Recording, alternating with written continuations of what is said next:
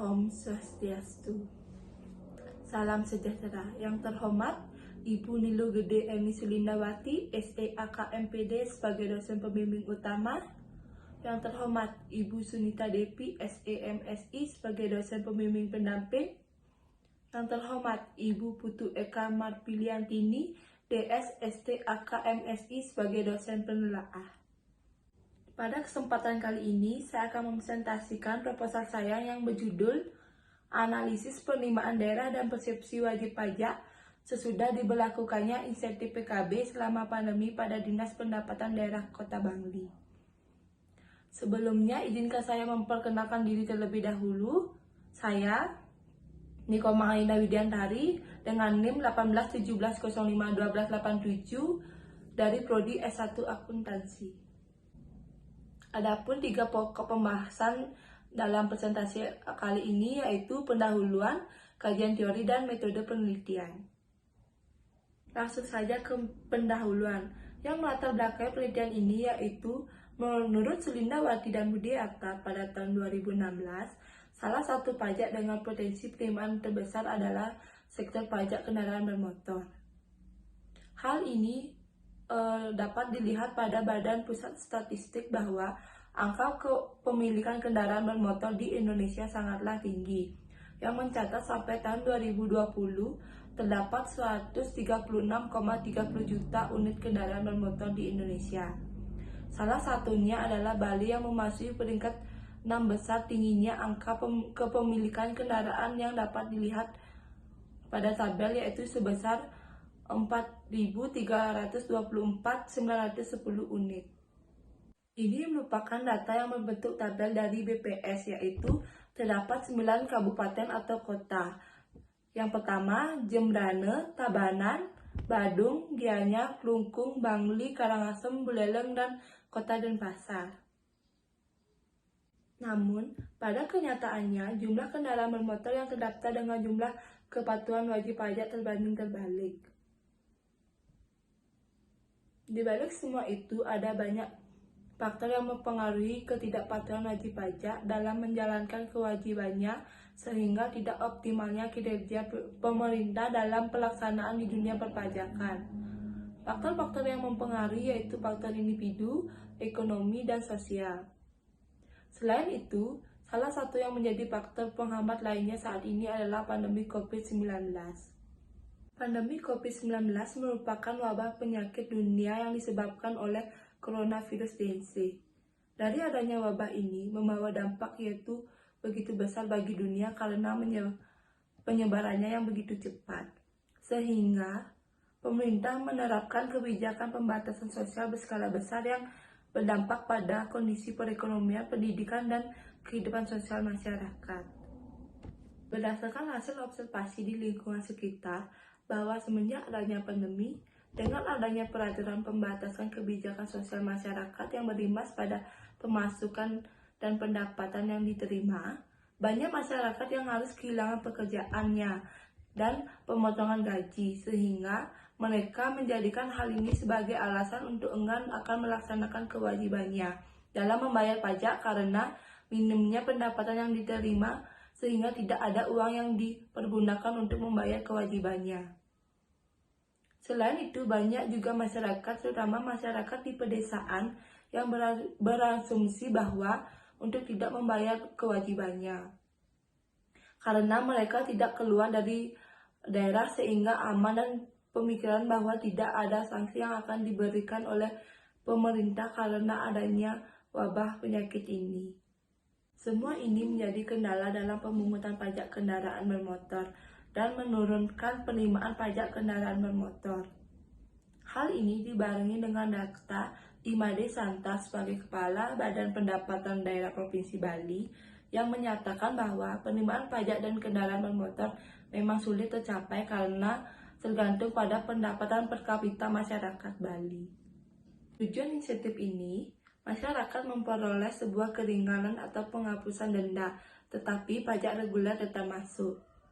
Sehingga saya berniat menganalisis perbedaan dan peranan dari adanya insentif PKB pada tahun 2019 sampai dengan tahun 2020, serta ingin menganalisis bagaimana pandangan dan respon wajib pajak mengenai pajak kendaraan bermotor atau PKB dengan mengangkat judul Analisis Penerimaan Daerah dan Persepsi Wajib Pajak sesudah diberlakukannya insentif PKB selama pandemi pada Dinas Pendapatan Daerah Kota Bangli. Penelitian ini berfokus pada strategi seperti apa yang diterapkan pemerintah untuk meningkatkan pendapatan asli daerah. Selain itu, penelitian ini ingin mengukur pendapat masyarakat terhadap kebijakan insentif pajak ini dan bagaimana pengaruh yang dirasakan oleh masyarakat serta seberapa besar keberhasilan pemerintah dalam program ini. Identifikasi masalah. Permasalahan yang timbul akibat dari adanya virus corona semenjak Maret 2020 memberikan dampak yang negatif terhadap perekonomian negara. Masalah-masalah yang dapat peneliti identifikasi dalam penelitian ini adalah yang pertama, mengidentifikasi penerimaan pajak selama pandemi COVID-19 pada Dinas Pendapatan Kota Bangli. Yang kedua, mengetahui jumlah pemasukan dan target pajak kendaraan bermotor sebelum dan selama pandemi COVID dari periode Januari hingga Desember tahun 2019 hingga 2021. Yang ketiga, strategi yang diambil pemerintah untuk mencapai realisasi penerimaan pajak kendaraan bermotor yang belum efektif. Dan yang terakhir yaitu mengidentifikasi pemahaman dan kesadaran wajib pajak terhadap insentif PKB pada daerah kantor Dinas Pendapatan Kota Bangli. Batasan masalah. Mengingat banyaknya permasalahan yang ditemui dalam kepatuhan wajib pajak kendaraan bermotor, maka peneliti memberikan batasan dalam penelitian ini, yaitu yang pertama, faktor-faktor kepatuhan wajib pajak kendaraan bermotor. Yang kedua, realisasi penerimaan pajak dari sebelum dan selama pandemi COVID-19. Yang ketiga, strategi dan kebijakan dalam insentif pajak kendaraan bermotor yang dikeluarkan pemerintah di masa pandemi dalam mencapai target penerimaan pajak kendaraan bermotor, serta tingkat pemahaman masyarakat terhadap pemberlakuan insentif pajak kendaraan bermotor. Berdasarkan fenomena yang ditemui, identifikasi dan batasan masalah, maka dapat dirumuskan bahwa yang pertama, bagaimana faktor-faktor yang mempengaruhi kepatuhan wajib pajak kendaraan bermotor. Yang kedua, bagaimana realisasi penerimaan pajak kendaraan bermotor sebelum dan selama pandemi COVID-19 periode tahun 2019 hingga 2021. Yang ketiga, bagaimana strategi dan kebijakan pemerintah dalam mencapai target penerimaan pajak kendaraan bermotor, serta bagaimana tingkat pemahaman masyarakat terhadap pemberlakuan insentif PKB. Tujuan penelitian. Tujuan dari penelitian ini adalah untuk menganalisis dan memperoleh gambaran mengenai pemahaman masyarakat serta persentase keberhasilan dari adanya insentif pajak kendaraan bermotor terhadap penerimaan di masa pandemi. Penelitian ini juga bertujuan untuk melihat perbandingan penerimaan pajak kendaraan bermotor sebelum dan selama pandemi pada periode 2019 hingga 2021. Selain ini, peneliti juga bertujuan untuk mengetahui bagaimana hambatan dan upaya apa yang dapat dilakukan oleh Badan Pendapatan Daerah Kota Bangli untuk mencapai strategi tersebut.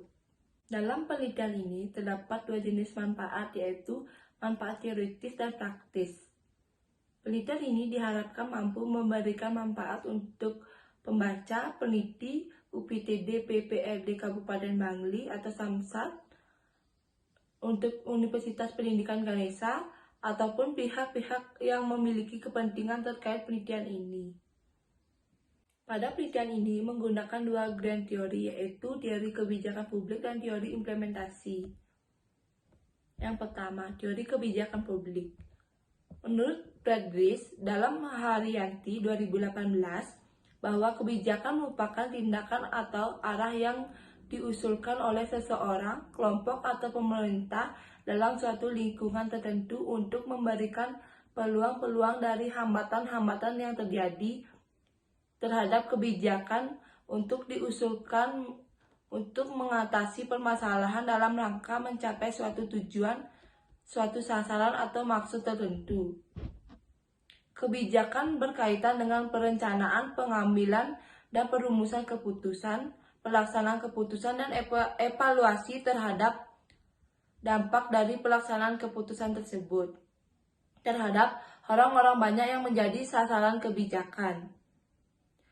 Kebijakan sengaja disusun dan dirancang untuk membuat perilaku orang banyak yang dituju atau kelompok target menjadi terpola sesuai dengan bunyi dan rumusan kebijakan tersebut.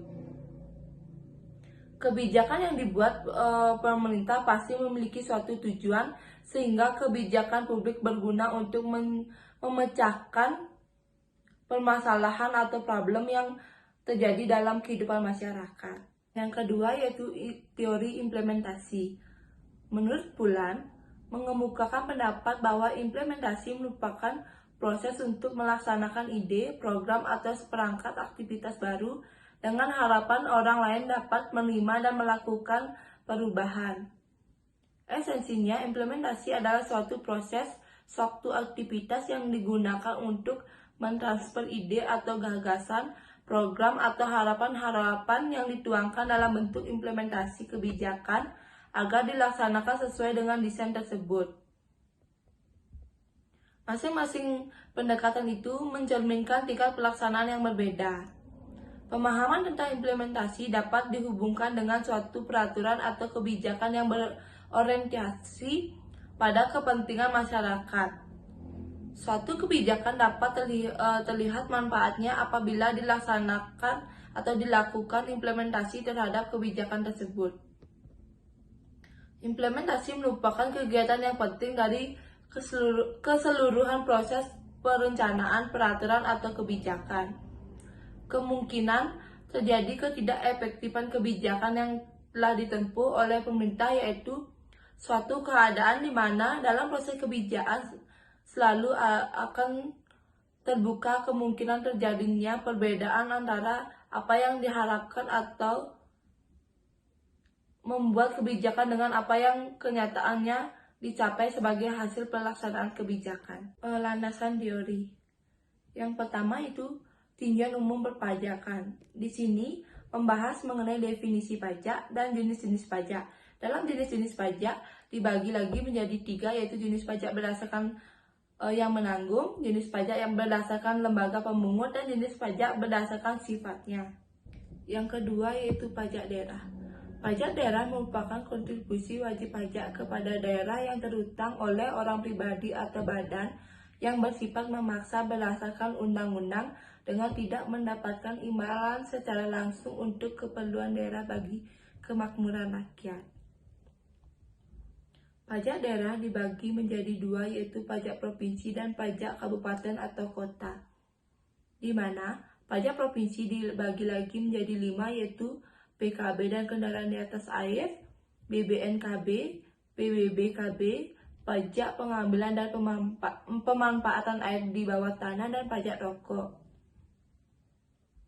Sedangkan pajak kabupaten atau kota dibagi lagi menjadi 11, yaitu pajak hotel, pajak restoran, pajak hiburan, pajak reklame, pajak penerangan jalan, pajak mineral bukan logam dan batuan, pajak parkir, pajak air tanah, pajak sarang burung walet, pajak bumi dan bangunan pedesaan dan perkotaan, dan pajak hak atas tanah dan atau bangunan.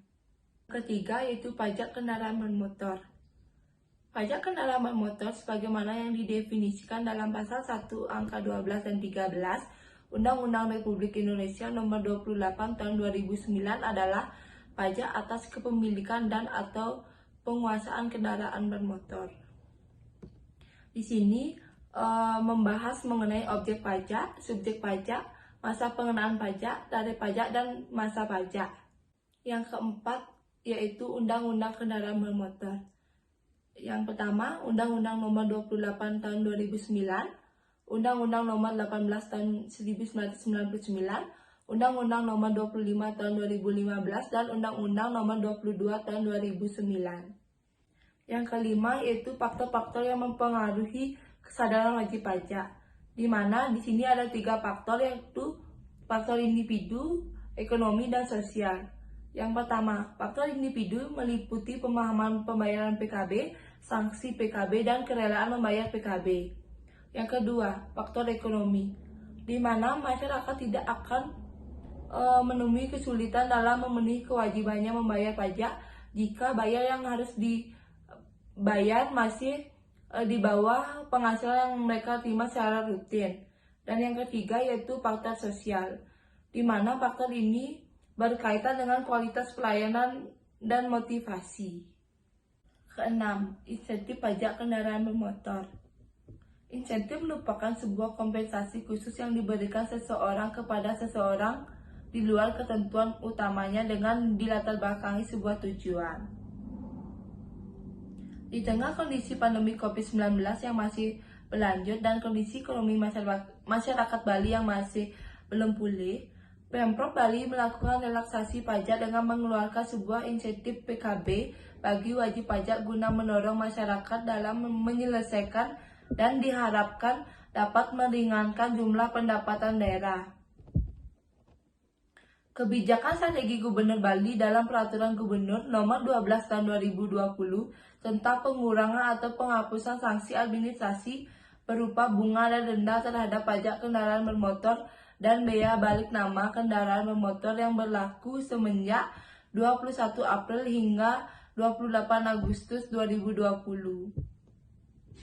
Kemudian aturan ini diubah kembali menjadi Peraturan Gubernur Bali Nomor 47 Tahun 2020 tentang perubahan atas Peraturan Gubernur Nomor 12 Tahun 2020 tentang pengurangan dan penghapusan sanksi administrasi berupa bunga dan denda terhadap pajak kendaraan bermotor dan bea balik nama kendaraan bermotor, di mana peraturan ini berlaku mulai dari 29 Agustus sampai dengan 18 Desember 2020.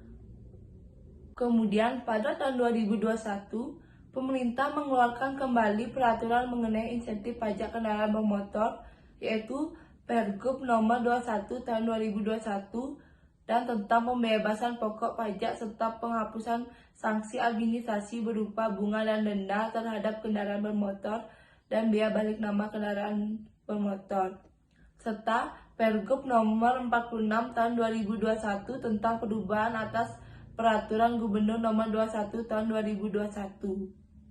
Peraturan ini mulai berlaku semenjak 8 Juli sampai dengan 3 September dan dilakukan perpanjangan kembali oleh pemerintah dari 4 Oktober sampai dengan 17 Desember 2021. Penelitian yang relevan Pratiwi pada tahun 2021 yaitu menunjukkan bahwa pandemi COVID-19 membawa dampak yaitu menurunnya jumlah penerimaan PKB dan BNN untuk kota maupun provinsi Kepulauan Riau. Yang kedua yaitu Tumuli dan kawan-kawan pada tahun 2021 menyatakan bahwa dapat dikatakan terdapat perbedaan yang signifikan terhadap hasil penerimaan PKB sebelum dan selama pandemi COVID-19. Selain itu, karena adanya COVID-19, bahwa terdapat juga beberapa faktor yang mempengaruhi pendapatan pajak kendaraan bermotor di Provinsi Sulawesi Utara. Yang ketiga yaitu Rianto dan Andiani pada tahun 2021 yang menyatakan bahwa di Provinsi Jawa Timur di masa pandemi COVID-19, walaupun selama penerimaannya mengalami naik turun, namun memberikan dampak yang sangat besar terhadap daerah. Bahkan penerimaan BBNKB mampu melebihi target APBD yang ditentukan. Metodologi penelitian.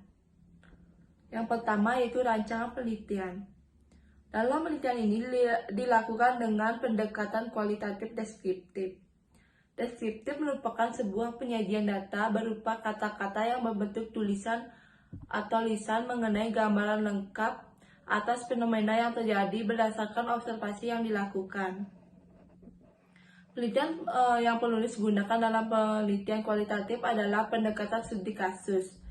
Pendekatan studi kasus merupakan pendekatan yang dipergunakan untuk menyelidiki dan memahami secara mendalam atas permasalahan yang berkaitan dengan peristiwa, aktivitas, dan program yang dilakukan baik secara individu maupun kelompok, kemudian diolah untuk mendapatkan sebuah solusi agar masalah yang diungkap dapat diselesaikan. Berdasarkan rancangan penelitian, dapat dilihat pada tabel bahwa judul dilatar belakangi dari berbagai masalah sehingga dibuatkan rumusan masalah, tujuan, dan manfaat serta menentukan jenis dan metode pengumpulan data dengan sumber data, yaitu sumber data primer dan sekunder. Kemudian metode pengumpulan data yaitu studi pustaka, observasi, wawancara, dan dokumentasi. Selanjutnya penyajian data dan hasil serta dibuatkan simpulan dan saran. Penelitian. Tempat penelitian ini dilakukan pada kantor Samsat Dinas Pendapatan Kota Bangli. Selain itu juga dilakukan penelitian pada beberapa wajib pajak yang terdaftar pada wilayah Kota Bangli.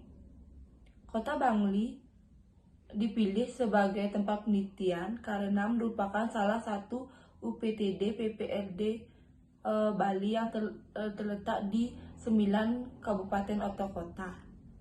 Selain itu, peneliti yang memilih tempat tersebut dengan alasan banyak menerima informasi di lapangan bahwa masih banyak masyarakat yang belum melakukan kewajibannya dalam membayar pajak kendaraan bermotor, terutama di tengah masa pandemi COVID-19 saat ini. Subjek penelitian. Subjek dalam penelitian ini adalah pada pimpinan bagian kasih pelayanan dari kantor Samsat Kota Bangli yang dijadikan objek dari penelitian ini, dan beberapa wajib pajak yang terdaftar di kantor Samsat Kota Bangli. Sumber data. Sumber data yang digunakan yaitu ada dua, data primer dan data sekunder. Yang pertama, data primer merupakan data yang diambil secara langsung oleh peneliti melalui wawancara. Yang kedua yaitu data sekunder, merupakan data yang diambil atau telah tersedia dalam berbagai bentuk, biasanya data berbentuk statistik atau data yang telah diolah. Teknik pengumpulan data. Teknik pengumpulan data pada penelitian ini ada 4, yaitu studi pustaka, observasi, wawancara, dan dokumentasi. Yang pertama yaitu studi pustaka, digunakan untuk dasar teori dan pendapat para ahli yang dikumpulkan dari buku, jurnal ilmiah, dan media. Yang kedua, observasi, yaitu metode pengumpulan data yang dilakukan secara langsung pada lokasi yang menjadi objek penelitian. Yang ketiga, wawancara, merupakan sebuah percakapan dengan tujuan untuk mengkonstruksi mengenai orang, kegiatan, dan kejadian, motivasi, perasaan, dan sebagainya yang dilakukan oleh pewawancara dan narasumber. Yang terakhir yaitu dokumentasi, yaitu sebuah catatan peristiwa yang sudah berlalu dan non-interaksi yang digunakan untuk memperkuat data. Analisis data. Analisis data yang digunakan pada penelitian ini ada 3 teknik. Yang pertama yaitu reduksi data, merupakan proses merangkum dan memilih berdasarkan tema dari lapangan. Yang kedua, penyajian data, merupakan kumpulan informasi yang tersusun untuk memberikan kemungkinan adanya penarikan kesimpulan. Dan yang terakhir yaitu penyimpulan data, yaitu menganalisis dan pengumpulan data yang diperoleh dengan tujuan mencari persamaan, perbedaan, atau hubungan dari adanya penelitian. Baik, sekian yang dapat saya sampaikan. Jika ada salah kata, mohon maaf. Akhir kata saya ucapkan Prama Santi. Om Santi Santi Santi.